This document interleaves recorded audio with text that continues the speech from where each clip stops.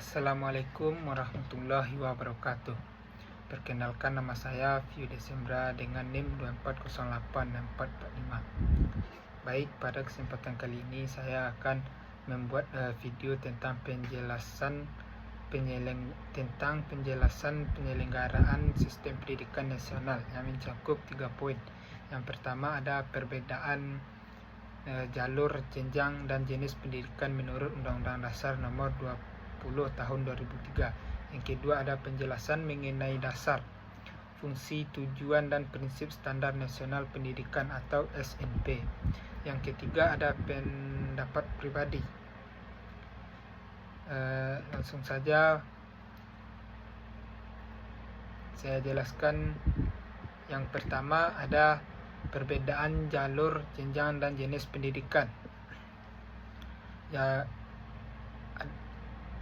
Satu, jalur pendidikan menurut pasal 13 ayat 1 nomor 20 tahun 2003, pendidikan diselenggarakan melalui 3 jalur utama, yaitu yang pertama ada pendidikan formal. Jalur pendidikan yang terstruktur dan berjenjang dimulai dari pendidikan dasar sampai pendidikan tinggi, diselenggarakan oleh pemerintah dan masyarakat, serta menghasilkan ijazah resmi. Contohnya seperti SD, SMP, SMK, dan perguruan tinggi. Yang kedua ada pendidikan non-formal, dilaksanakan di luar pendidikan formal sebagai pelengkap atau pengganti pendidikan formal, lebih fleksibel dan menyesuaikan kebutuhan masyarakat. Contohnya pada kursus pelatihan PKBM atau Pusat Kegiatan Belajar Masyarakat, kerja paket A, B, dan C. Yang ketiga ada pendidikan informal, diselenggarakan oleh keluarga dan lingkungan, tidak berstruktur dan tidak menggunakan kurikulum formal. Contoh pendidikan nilai etika, agama, sopan santun, dan kebiasaan di rumah. Yang B ada jenjang pendidikan. Menurut pasal 14-18 Undang-Undang Nomor 20 Tahun 2003, jenjang pendidikan adalah tahap pendidikan yang berkelanjutan. Yang pertama ada pendidikan anak usia dini atau PAUD, yaitu usia sebelum masuk SD 0 sampai 6 tahun. Contoh TK, RA, dan TPA.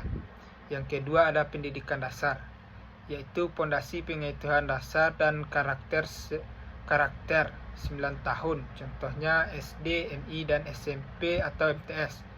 Yang ketiga ada pendidikan menengah, merupakan pendalaman ilmu dan keterampilan. Contohnya pada SMA, MA umum, SMK, MAK, dan kejuruan. Yang keempat ada pendidikan tinggi, tahap akademik atau profesional. Contohnya universitas, institut, politeknik. Yang ketiga atau C, jenis pendidikan. Menurut pasal 15 Undang-Undang Nomor 20 Tahun 2003, jenis pendidikan dibedakan berdasarkan fungsi dan tujuan khususnya. Jenis-jenisnya meliputi 1. Pendidikan umum, 2. Pendidikan kejuruan, 3. Pendidikan akademik, 4. Pendidikan profesi, 5. Pendidikan vokasi, 6. Pendidikan keagamaan, dan 7. Pendidikan khusus. Baik, untuk soal nomor 2, dasar, fungsi, tujuan, dan prinsip standar nasional pendidikan SNP. Standar nasional pendidikan SNP adalah kriteria minimal tentang sistem pendidikan di seluruh wilayah Indonesia yang menjadi acuan untuk menjamin mutu pendidikan. Fungsinya SNP dasar dalam perencanaan, pelaksanaan, dan pengawasan pendidikan untuk menjamin mutu pendidikan nasional. Tolak ukur mutu bagi sekolah, lembaga pendidikan agar sesuai dengan tujuan pendidikan nasional.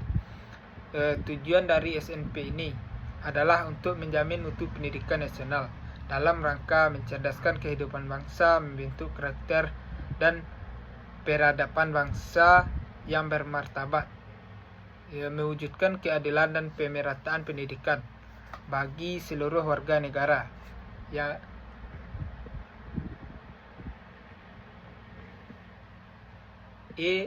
Prinsip penyelenggaraan SNP. Kesetaraan dan keadilan. Semua warga negara berhak mendapatkan pendidikan bermutu tanpa diskriminasi. Keterpaduan semua komponen pendidikan, guru, kurikulum, sarana, evaluasi harus saling mendukung.